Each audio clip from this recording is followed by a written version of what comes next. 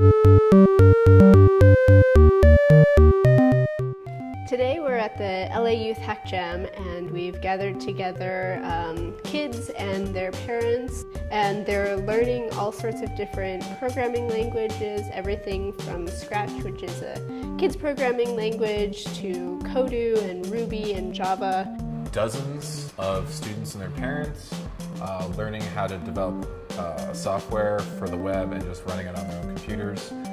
I definitely think that we got a bunch of future geniuses together. It was magnificent that the way that they talked, the way that they thought through, the way that their logic was, I don't know, these are people who are going to be like building the world and probably building the next interface that we're going to be working with.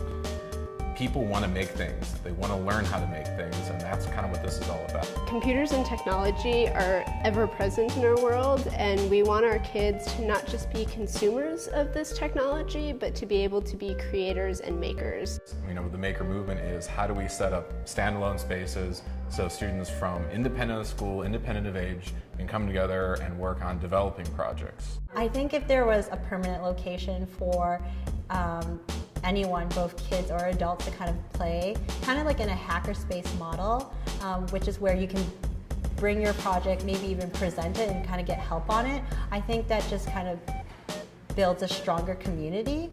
Students are on this, like no matter what it is. Like, I mean, they're students who are 13, 14 years old, staring intently at a laptop learning Ruby on Rails. There's no one there yelling at them, there's no one asking, is this going to be on the test? They want to do this.